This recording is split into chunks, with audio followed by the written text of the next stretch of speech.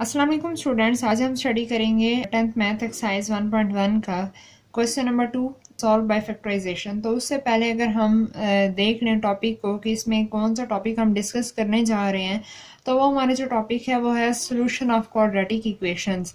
जो previous video थी उसमें हमने डिस्कस किया था कि क्वाड्रेटिक इक्वेशंस क्या होती हैं, किस तरीके से हम बनाते हैं। तो ऐसी तमाम इक्वेशंस जिनकी जो हाईएस्ट पावर है वो 2 हो, यानी कि वो इक्वेशंस जो कि सेकंड डिग्री इक्वेशंस होती हैं, that are called the quadratic equations थी। और उसके बाद हमने ये देखा था क्वेश्चन नंबर 1 में कि हम किस तरह किसी भी इक्वेशन को क्वाड्रेटिक इक्वेशन में कन्वर्ट कर सकते हैं।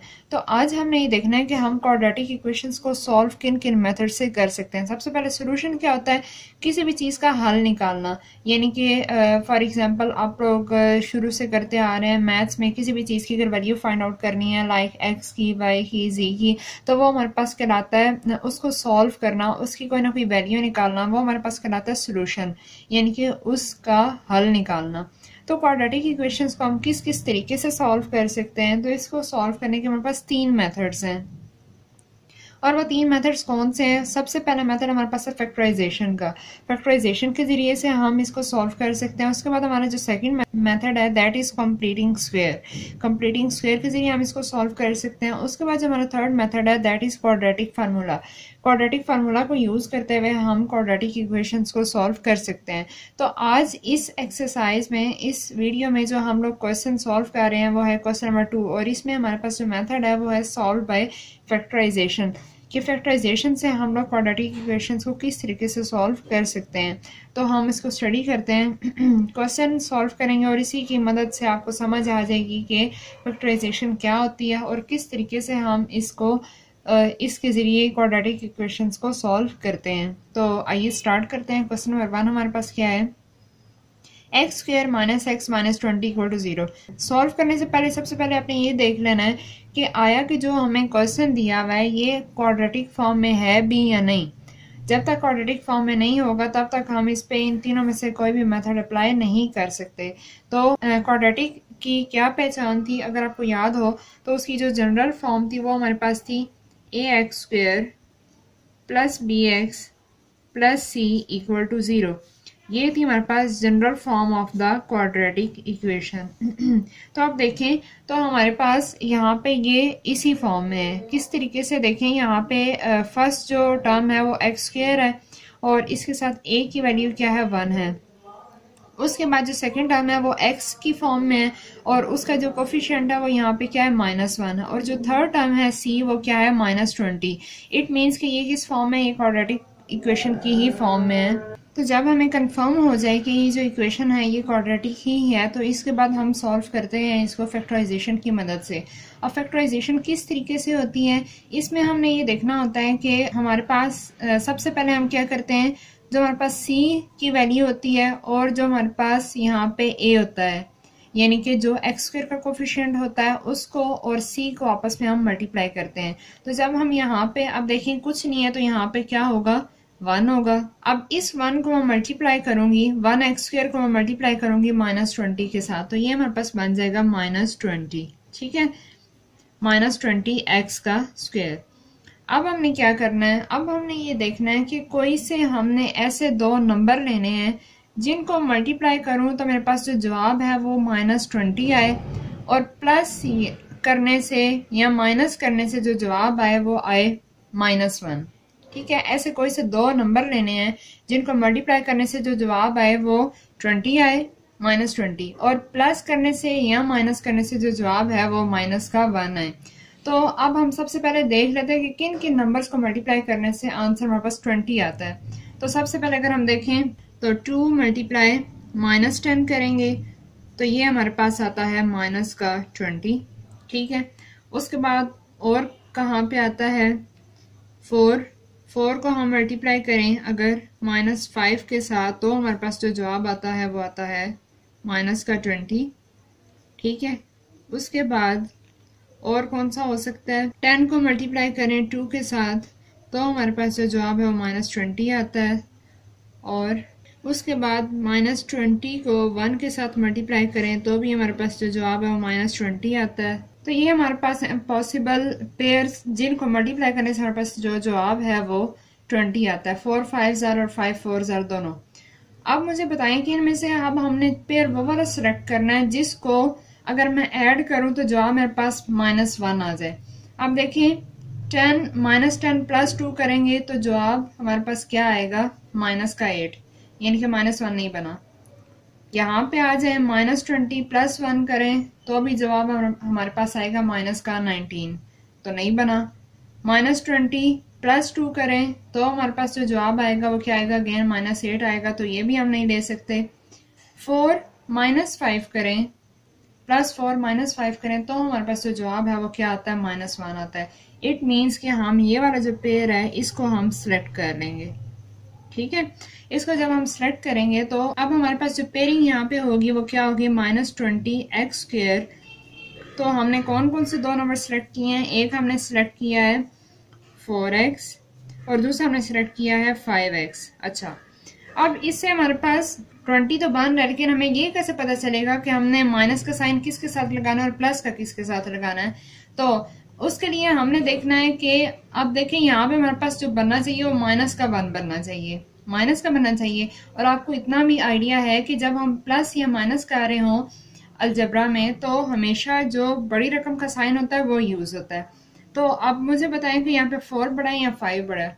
ऑब्वियसली 5 बड़ा है, तो इट मीन्स कि अगर हम यहाँ पे दरम्यान में माइनस लाना चाह रहे हैं तो मुझे माइनस यहाँ पे लाना पड़ेगा। ठीक है, तो अब देखिए +4x मल्टीप्लाई -5x, तो ये हमारे पास 4 5 20 बनता है। x इंटू एक्स x² बनेगा और प्लस माइनस -20 x² बन जाएगा। और जब मैं इसको ऐड करूं तो मेरे पास बनता है 4x -5x और बस -x बन जाएगा। आई होप कि आपको इस मेथड की ये आपको मेथड क्लियर हो गया होगा, आपको इसकी बहुत अच्छे समझ आ गई होगी। तो अब हमने क्या करना है, इसको मैं थोड़ा सा साइड पे कर देती हूँ क्योंकि ये हमारा सारा रफ वर्क था। अब अगर इसी को मैं लिखूं, ये हमारे पास क्या थी सोल्यूशन, अगर हम लोग स्टार्ट कर रहे हैं तो ये क्या है, x² -x -20 = 0। अब मैंने क्या करना है, मैंने ये जो -x है ना इस दरम्यान वाले टर्म की जगह पे मैंने ये लिख देना है। क्या लिखना है, +4x -5x -20 = 0। मैंने क्या किया, सिर्फ ये दरम्यान वाले टर्म की जगह पे लिख दिया 4x -5x। ठीक है, अब हमने क्या करना है, अब हमने इसको सिंप्लीफाई कर लेना है। सिंप्लीफाई किस तरीके से करना है कि देखें फर्स्ट 2 टर्म्स में से क्या हमारे पास कॉमन आ रहा है, यहाँ पे x² है, यहाँ पे 4x है। अब कॉमन किस तरह लेते हैं कि हम लोग ये देखते हैं दोनों एक तो ऐसी चीज हो जो कि दोनों में आ रही हो। ठीक है, अब देखिए x यहाँ पे भी है, यहाँ पे भी है, तो इट मीन्स हम लोग यहाँ से एक x को बाहर निकाल सकते हैं। तो एक x जब मैं कॉमन होगी तो पीछे हमारे पास बच जाएगा एक x इधर एंड +4। ठीक है, उसके बाद अब यहाँ से देखें, यहाँ पे माइनस दोनों में है तो इट मीन्स यहाँ से माइनस बाहर निकाल सकती हूँ, माइनस बाहर ले लिया। उसके बाद देखें अब यहाँ पे क्या कॉमन आ रहा है, 5x और 20 में, इधर x तो है नहीं, इट मीन्स हम x बाहर नहीं निकालेंगे। उसके बाद देखें इधर 5 है, इधर 20 है। अब यहाँ पे देखें कि 5 के टेबल में 20 आता है, कहाँ पे 20 आता है, 5 4 से 20। इट मीन्स कि यहाँ से मैं 5 को भी बाहर लिख सकती हूँ। जब मैं 5 को यहाँ पे लिखूंगी तो पीछे हमारे पास यहाँ पे सिर्फ रह गया x। ठीक है, अब आपको पता है कि जब भी हम लोग माइनस के साथ किसी भी रकम को मल्टीप्लाई करें या फिर हम बाहर कॉमन लें तो अंदर साइन क्या हो जाते हैं, चेंज हो जाते हैं। तो क्योंकि यहाँ पे माइनस था और हमने इस माइनस को बाहर निकाला तो अब यहाँ पे रह गया है प्लस। ठीक है, और 5 कितने सा 20 होता है, 5 4 20 होता है एंड = 0। ठीक है, उसके बाद अब जो है वो अब इस सारी टर्म में क्या कॉमन है, देखिए x +4 इधर भी आ रहा है और x +4 इधर भी आ रहा है। इसको मैं कॉमन लेके एक दफा लिख दूंगी x +4। पीछे हमारे पास क्या रह गया, पीछे हमारे पास रह गया x -5। ठीक है, एंड ये = 0। अब क्योंकि यहाँ पे हमने x की वैल्यूज फाइंड आउट करनी है, ये दोनों इन दोनों का प्रोडक्ट = 0 है। इट मीन्स कि यहाँ पे मैं इसको सेपरेटली = 0 लिख सकती हूँ। x +4 भी 0 के बराबर है एंड x -5 भी 0 के बराबर है। अब यहाँ से अगर मैं x की वैल्यूज फाइंड आउट करूं तो ये 4 इधर x के साथ प्लस हो रहा है, तो जब इधर आएगा तो ये 0 के साथ क्या हो जाएगा, माइनस का हो जाएगा। तो 0 - 4 हमारे पास क्या आंसर आता है, -4 आता है। ठीक है, इसी तरह यहाँ पे देखें तो यहाँ पे 5 इधर माइनस हो रहा है तो इक्वल टू इधर आएगा तो 0 + 5 हो जाएगा। उसके बाद x = 0 + 5 हमारे पास क्या आंसर आता है 5 आता है। तो ये हमारे पास x की आ गई 2 वैल्यूज़। अब यहाँ पे बच्चे मोस्टली करते ही हैं कि इतना सॉल्व करके तो क्वेश्चन को छोड़ देते हैं। अब यहाँ पे करना क्या है, आपने आखिर पे आपने इसका सोल्यूशन सेट लाजमी लिखना है। और सोल्यूशन सेट हम किस तरीके से लिखते हैं, हम इसको लिखते हैं करली ब्रैकेट्स के अंदर, ठीक है। और जो भी वैल्यूज होती हैं उनको हम लिख देते हैं -4, 5। तो इस तरीके से हमारा सॉल्व हो गया क्वेश्चन नंबर 1। और ये हमने किस मेथड से किया है, बाय यूजिंग फैक्टराइजेशन, ठीक है। आई होप कि आपको इस क्वेश्चन की बहुत अच्छे से समझ आ गई होगी। मूव करते हैं नेक्स्ट क्वेश्चन की तरफ। ये क्या लिखा हुआ है, 3y² = y × y - 5। अब देखिए तो ये आपको इस फॉर्म में नज़र नहीं आ रहा, क्वाड्रेटिक फॉर्म में। तो सबसे पहले हम इसको सिंप्लीफाई करके इस फॉर्म में लेकर आएंगे, उसके बाद हम इस पे फैक्टराइजेशन का मेथड अप्लाई करेंगे। तो किस तरीके से इसको सॉल्व किया जा सकता है, तो देखें ये है, सबसे पहले यहाँ पे लिख लेते हैं सोल्यूशन। तो 3y² एज इट इज़ रहेगा। अब देखें ये y यहाँ पे अंदर मल्टीप्लाई हो सकता है, तो इसको ब्रैकेट के साथ मल्टीप्लाई कर लेते हैं, तो ये बन जाएगा y² - 5y, ठीक है। उसके बाद अब जो है वो देखें ये तमाम टर्म्स इधर हैं, एक तरफ है इक्वल टू के, तो इसको भी मैं सारी को इधर ले आती हूँ। तो ये बन जाएगा 3y² - y² + 5y = 0। ये देखें y² इधर प्लस का था, इक्वल टू के इधर आया तो माइनस का हो गया, और ये -5y इधर माइनस का था, इधर आके प्लस का हो गया, ठीक है। अब जो है वो टर्म्स विद जिनके वेरिएबल सेम हो विद सेम पावर्स, वो हम उनको ऐड या सब्ट्रैक्ट कर सकते हैं, ये बात आप जानते हैं। तो अब 3y² - y² क्या हो जाएगा 2y²। तो यहाँ पे लिख लेते हैं हम 2y² + 5y = 0, ठीक है। तो जब हम इसको सॉल्व करेंगे, यहाँ से हम क्या कॉमन ले सकते हैं, हम यहाँ से y कॉमन ले सकते हैं।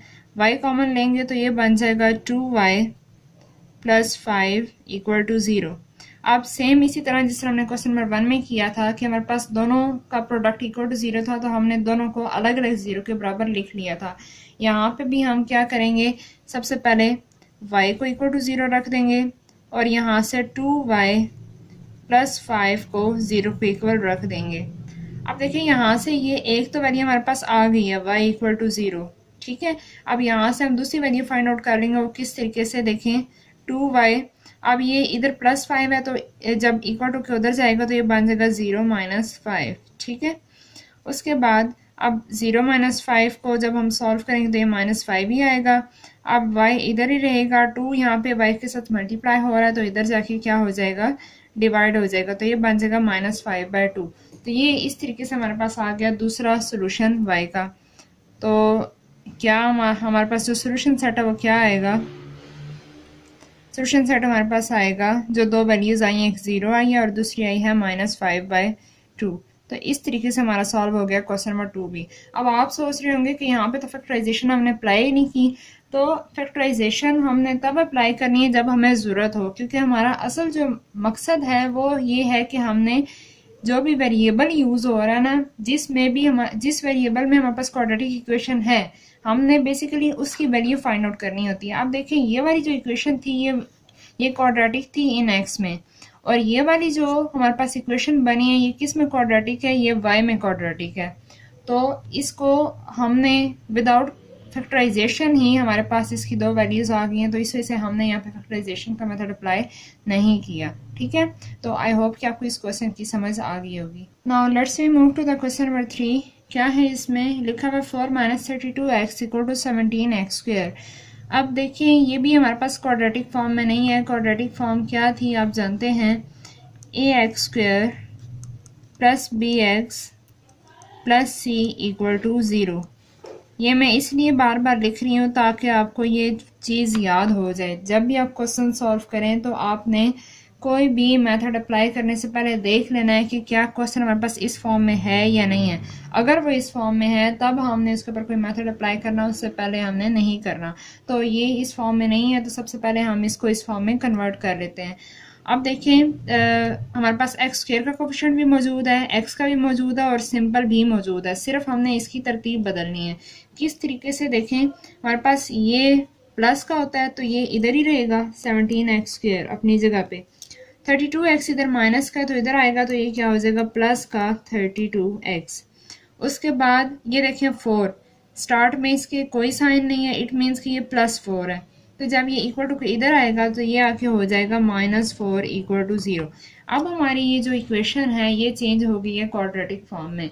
तो अब हम इस पे फैक्टराइजेशन का मेथड अप्लाई करेंगे। तो किस तरीके से अप्लाई करेंगे, हम किस तरह करते हैं कि जो हमारे पास c की वैल्यू होती है और जो यहाँ पे a की होती है उसको मल्टीप्लाई करते हैं।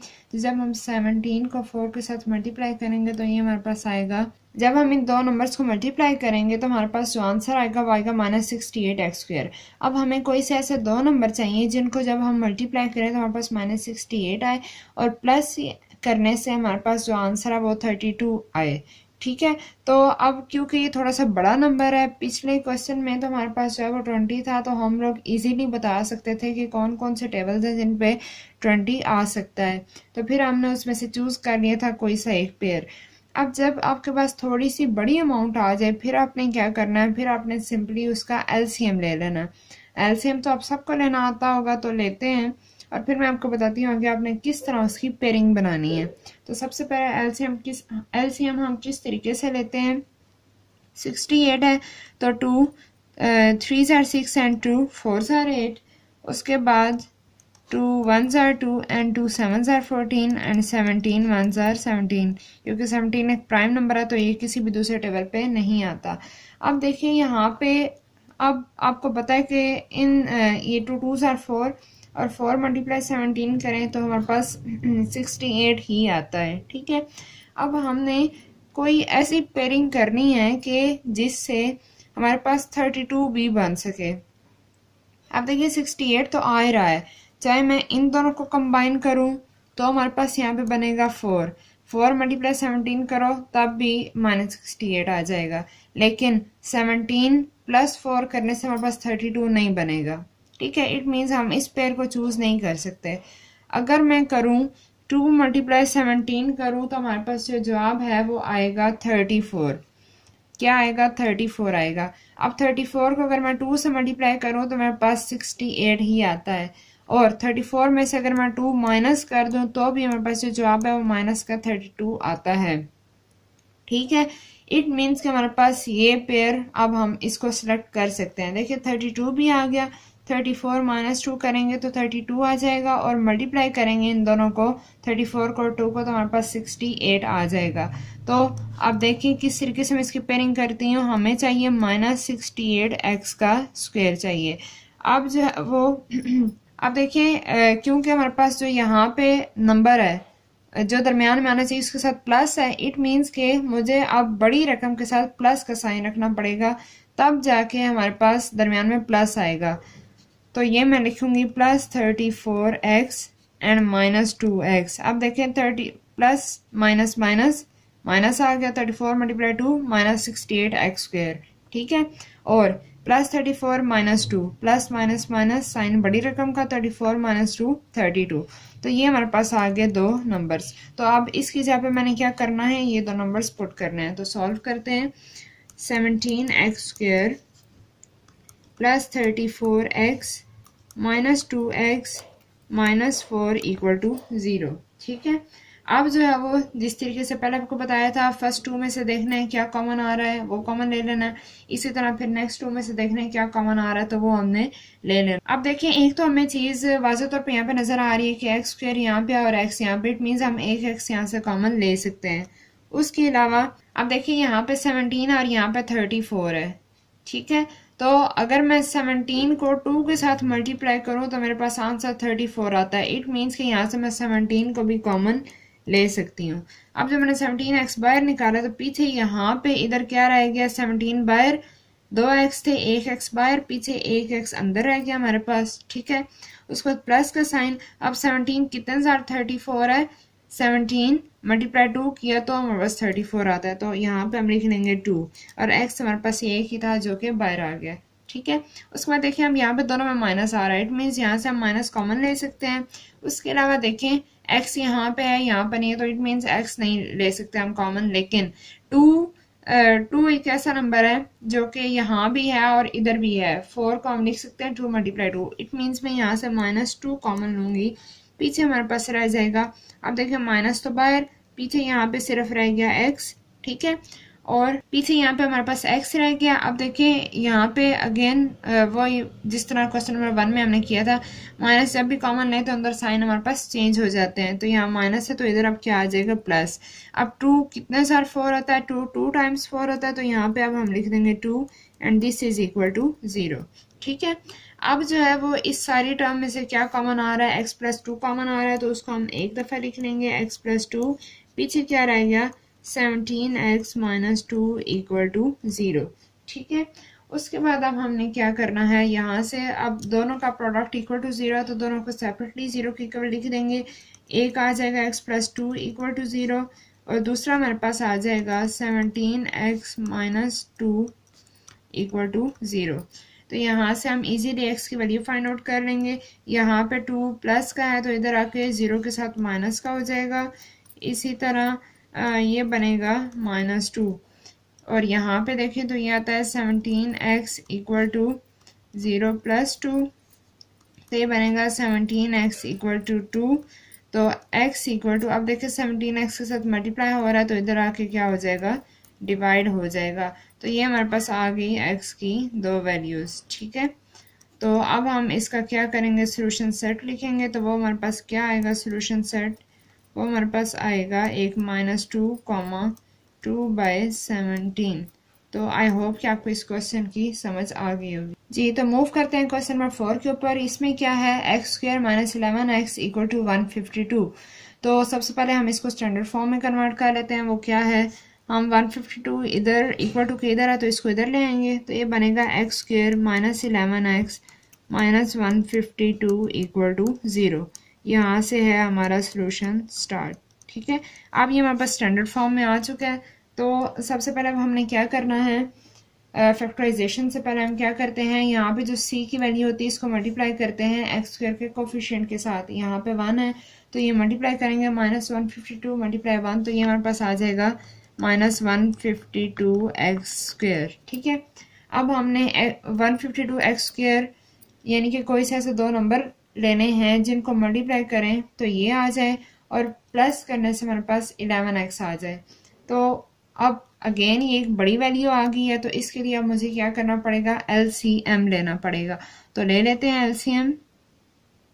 LCM आपको लेना आता होगा, किस तरीके से लेना है, 152 का हमने LCM लेना है। 2 पे करके देखते हैं, 2 7 * 14, 1 कैरी तो यहाँ 12, तो 2 6 * 12। उसके बाद अगेन 2 पे हो जाता है, 2 3 * 6 एंड ये हो जाएगा 16, तो 2 8 * 16 हो जाता है।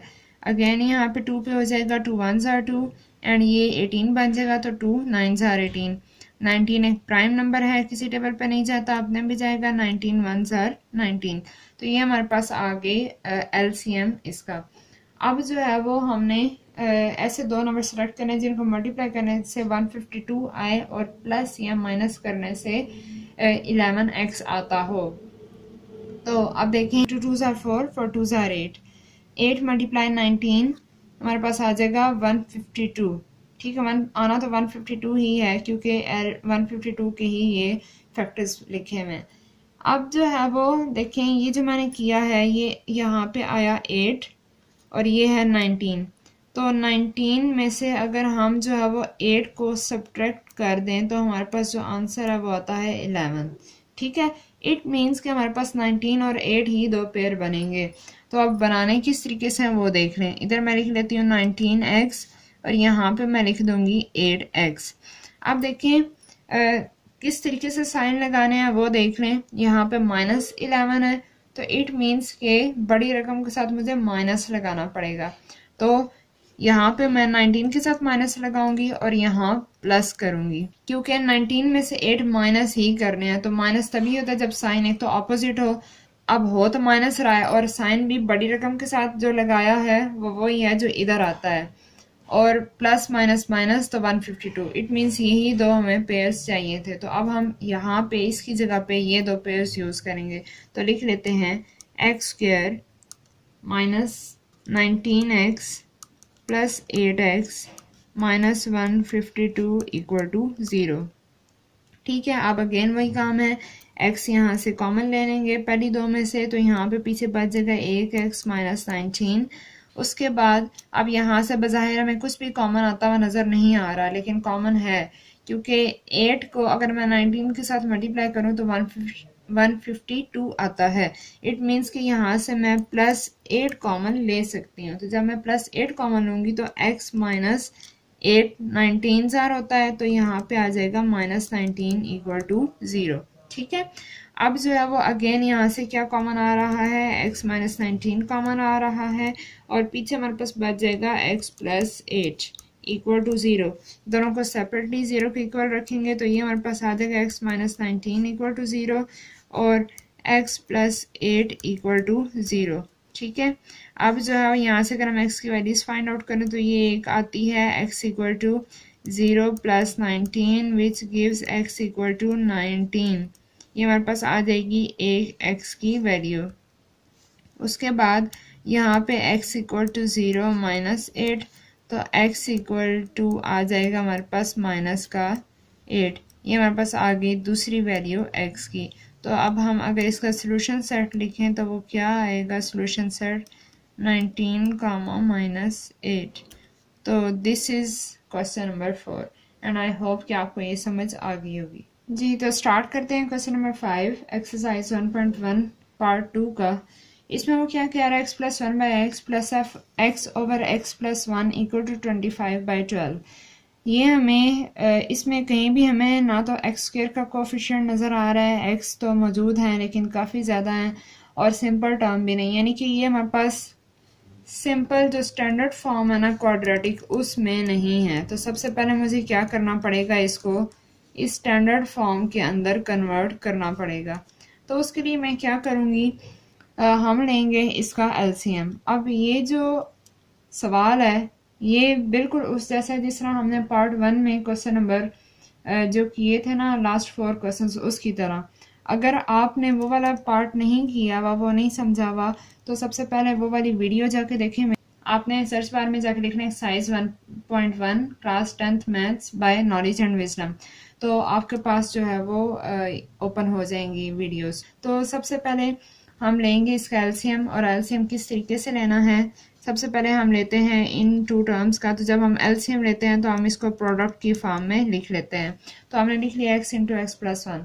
अब क्या करते हैं हम, अब देखें x को मैंने किसके साथ मल्टीप्लाई करना है कि हमारे पास ये पूरी टर्म आ जाए। तो x को ऑब्वियसली मुझे x प्लस 1 के साथ मल्टीप्लाई करना पड़ेगा। इट मीन्स कि मैं यहाँ पर ऊपर किसके साथ मल्टीप्लाई करूँगी, x प्लस 1 को x प्लस 1 के साथ ही मल्टीप्लाई करूँगी। ठीक है, उसके बाद अब देखें x प्लस 1 के साथ मुझे क्या मल्टीप्लाई करना पड़ेगा कि ये पूरी टर्म बन जाए।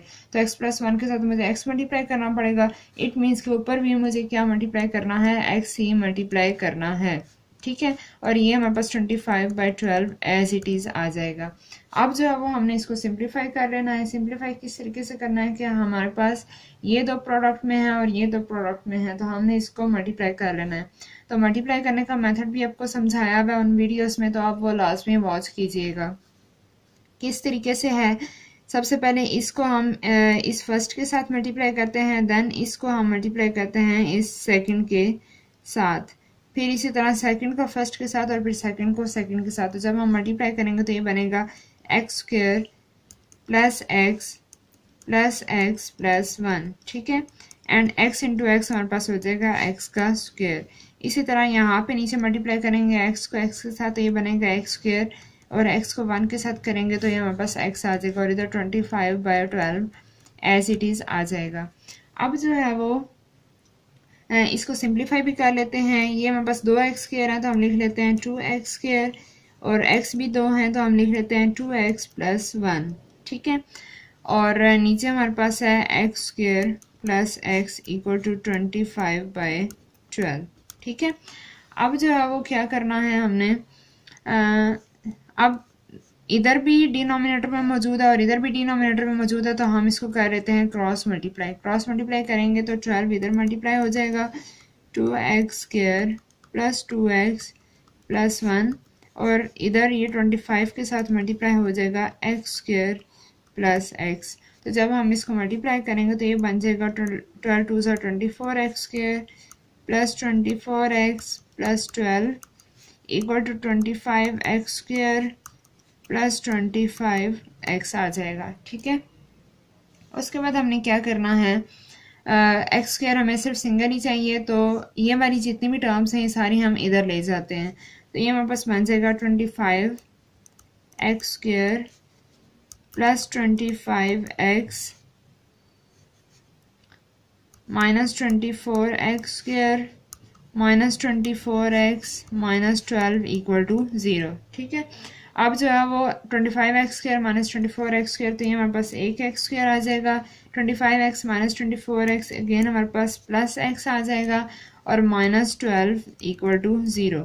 ठीक है, ये अब हमारे पास बन गई है स्टैंडर्ड फॉर्म जो थी क्वाड्रेटिक इक्वेशन की। तो अब हमने क्या करना है, अब हमने इस पे फैक्टराइजेशन का मेथड अप्लाई करना है। तो उसके लिए क्या करना पड़ेगा, मुझे इस माइनस 12 को मल्टीप्लाई करना पड़ेगा 1x² के साथ। तो ये हमारे पास आ जाएगा माइनस 12x²।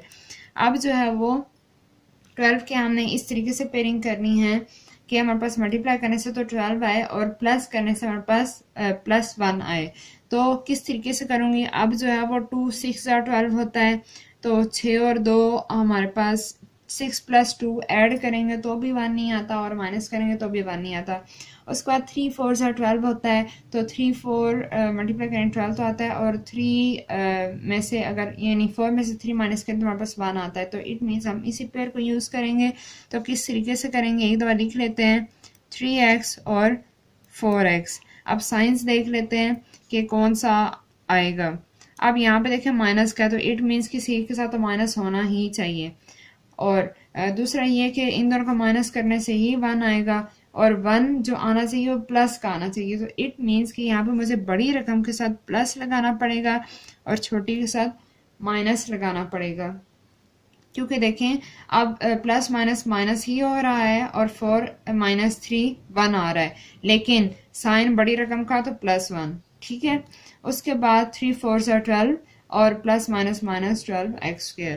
तो अब इस प्लस x की जगह पे मैंने ये दो नंबर्स लिखने हैं, तो मैं किस तरीके से लिखूंगी, x² minus 3x plus 4x minus 12 equal to 0। ठीक है, अब जो है वो अगेन वही काम जो हम पिछले 4 सवालों में करके आए हैं। पहले दो में से कॉमन लेंगे तो x कॉमन आएगा, पीछे यहाँ पे रह जाएगा x माइनस 3।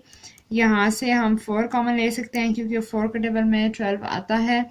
तो पीछे यहाँ पे रह गया x माइनस, और 4 कितने टाइम्स 12 होता है, 3 टाइम्स 12 होता है, तो हमने लिख दिया इसको। अब यहाँ से क्या कॉमन आ रहा है, यहाँ से x माइनस 3 कॉमन आ रहा है, पीछे यहाँ पे रह गया x प्लस 4 इक्वल टू 0। अब यहाँ से इनको सेपरेटली 0 के इक्वल करेंगे तो ये हमारे पास बन जाएगा x माइनस 3 इक्वल टू 0 और x प्लस 4 इक्वल टू 0। ठीक है, अब यहाँ से x की वैल्यू अगर हम फाइंड आउट करें तो 3 इधर माइनस है, इधर आके प्लस का हो जाएगा, तो ये हमारे पास आ जाएगी x इक्वल टू 3, आंसर एक आ जाएगा। और दूसरा अगर हम निकालेंगे तो ये 4 इधर प्लस का है, तो इधर आके क्या हो जाएगा, माइनस का हो जाएगा, तो ये हमारे पास आ जाएगा x इक्वल टू -4। तो ये हमारे पास आ गई x की दूसरी वैल्यू भी। तो अगर हम इसका सोल्यूशन सेट लिखेंगे तो ये हमारे पास आ जाएगा 3, -4। तो आई होप कि आपको इस क्वेश्चन की अच्छे से समझ आ गई होगी। तो मूव करते हैं क्वेश्चन नंबर 6 की तरफ। इसमें वो क्या कह रहा है, इसमें अगेन हमारे पास वही डिनोमिनेटर में चीज़ें मौजूद हैं, तो हमने क्या करना है, इसका एलसीएम ले लेना है। एलसीएम लेने से पहले मैं क्या करूँगी कि इन तमाम को एक तरफ ही ले जाती हूँ। तो ये दो एक तरफ है, तीसरी सेपरेट है, तो मैं इसको इधर ले जाऊँगी, तो ये बन जाएगा हमारे पास। सबसे पहले यहाँ पे लिख लेते हैं सोल्यूशन। पिछले क्वेश्चन में भी मैंने नहीं लिखा, मुझे याद नहीं रहा, तो आप लास्ट में मेंशन कर लीजिएगा। 1 over x minus 3 minus 1 over x minus 4, ये इधर प्लस का है तो इधर आके ये हो जाएगा माइनस का, -2 over x minus 9 equal to 0। ठीक है, अब जो है वो ले लेते हैं इन सब का एलसीएम। तो तीनों का जब हम एलसीएम लेंगे तो ये तीनों जो नीचे वाले टर्म्स हैं ये प्रोडक्ट की फॉर्म में आ जाएंगे। किस तरह, x minus 3, x minus 4, x minus 9। अब जो है वो अगेन वही काम कि x माइनस 3 को किस से मल्टीप्लाई करें कि ये पूरी टर्म आए। तो x माइनस 3 के साथ ये दो मल्टीप्लाई हो रहे हैं, तो इट मीन्स ऊपर 1 के साथ मुझे इसी को ही मल्टीप्लाई करना पड़ेगा। तो मैं लिख लेती हूँ x minus 4, and x minus 9। ठीक है, उसके बाद अगेन माइनस का साइन है तो वह लिख दिया 1। अब इस 1 के साथ क्या मल्टीप्लाई होगा, तो x माइनस 4 के साथ एक तो ये x माइनस 3 मल्टीप्लाई हो रहा है और x माइनस 9, तो ऊपर भी इन्हीं दो को मल्टीप्लाई करेंगे तो ये आ जाएगा x माइनस 3 x माइनस 9। ठीक है, उसके बाद अब अगेन माइनस और 2 है तो 2 लिख लिया, ये यहाँ पे 2 था 2 लिख लिया। अब x माइनस 9 के साथ कौन सी दो टर्म्स मल्टीप्लाई हो रही हैं, x minus 3 and x minus 4, तो इन्हीं दोनों को ऊपर हम मल्टीप्लाई करेंगे तो ये आ जाएगी x minus 3 and x minus 4। I hope कि आपको इस स्टेप की समझ आ गई होगी और यहाँ पे ये है इक्वल टू 0। उसके बाद अब हमने क्या करना है, सिंपल ऊपर वाली सब को मल्टीप्लाई कर देना है। तो जब हम मल्टीप्लाई करेंगे तो 1 का तो कुछ फ़र्क नहीं पड़ने वाला, तो 1 को छोड़ देते हैं, इनको मल्टीप्लाई कर लेते हैं। अब मल्टीप्लाई किस तरीके से करना है वो मैं अब यहाँ पे थोड़ा स्पीडली करूँगी क्योंकि पहले मैंने बहुत डिटेल से ये चीज़ें एक्सप्लेन की हैं।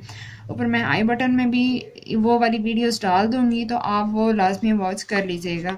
तो किस तरीके से मल्टीप्लाई करना है, सबसे पहले फर्स्ट एक्स के साथ मल्टीप्लाई होगा तो ये आ जाएगा एक्स का स्क्वायर।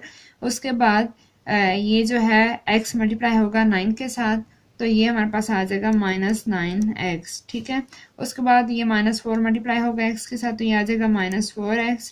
उसके बाद 4 और 9 मल्टीप्लाई होंगे तो 4 9 आर 36 होता है, लेकिन माइनस माइनस कौन सा साइन आएगा, प्लस का साइन आएगा। फर्स्ट सॉल्व किया तो हमने इसको क्या कर लिया है, ब्रैकेट के अंदर कर लिया। उसके बाद माइनस अगेन 1 है तो 1 लिखने की ज़रूरत नहीं है क्योंकि 1 के साथ जो भी चीज़ मल्टीप्लाई हो तो वही आंसर आ जाता है। तो x माइनस 3 और x माइनस 9 को मल्टीप्लाई कर लेते हैं तो x को पहले x के साथ करेंगे तो ये आ जाएगा x स्क्वायर। उसके बाद x को 9 के साथ करेंगे तो ये आ जाएगा माइनस 9x। उसके बाद माइनस 3 को x के साथ करेंगे तो ये आ जाएगा माइनस 3x। उसके बाद माइनस 3 को माइनस 9 के साथ करेंगे तो 9 3 क्या होता है, 27 होता है। तो यहाँ पे हम लिख लेंगे 27 और माइनस माइनस प्लस तो प्लस का 27। ठीक है, उसके बाद माइनस 2 है तो माइनस 2 लिखना है क्योंकि 2 का फ़र्क पड़ता है जब मल्टीप्लाई करें। तो x माइनस 3 को x माइनस 4 के साथ मल्टीप्लाई करेंगे तो पहले x के साथ होगा तो x का स्क्वायर। उसके बाद x 4 के साथ होगा तो माइनस 4x। माइनस 3x के साथ होगा तो माइनस 3x एंड 3 4 क्या आ जाएगा, प्लस 12। और यहाँ पे अब जगह ही नहीं बची है तो लिख लेते हैं नीचे x minus 3 x minus 4 and x minus 9 और ये सारा था इक्वल टू 0। ठीक है, ये जो 0 था ये मैंने इधर लिख दिया। उसके बाद अब हमने क्या करना है, अब जो है वो इसको सिंप्लीफाई फर्दर कर लेते हैं। एक्स स्क्वायर एक दफ़ा ही है तो 9 और 4 हमारे पास कितने होते हैं, माइनस 13x आ जाएगा। उसके बाद प्लस 36। ठीक है, इसको अभी ब्रैकेट में ही रखते हैं क्योंकि बाकियों के साथ माइनस है। उसके बाद इसको एक्स स्क्वायर 9 और 3 हमारे पास आ जाते हैं 12x, तो ये हमारे पास आ जाएगा माइनस का 12x। उसके बाद प्लस 27। ठीक है, उसके बाद माइनस 2 और ये इसको भी सिंप्लीफाई कर लेते हैं। X square minus 4 minus 3 minus का 7x आ जाएगा और प्लस 12। और अच्छा अब देखें ये जितने भी नीचे टर्म है इससे जब इधर 0 के साथ मल्टीप्लाई होना तो ये सारी क्या हो जाएगी 0। तो मैं इसको अब नीचे नहीं लिख रही और डायरेक्ट यहाँ पे 0 लिख रही हूँ। आई थिंक आपको इस स्टेप की समझ आ गई होगी। उसके बाद अब यहाँ पे एक तो ब्रैकेट्स खोल लेते हैं, साइन चेंज कर लेते हैं, फिर देखते हैं जो कटिंग होती है उसको काट देंगे। X square minus 13x plus 36। ठीक है, अब यहाँ पर माइनस था तो साइन अंदर चेंज हो जाएंगे।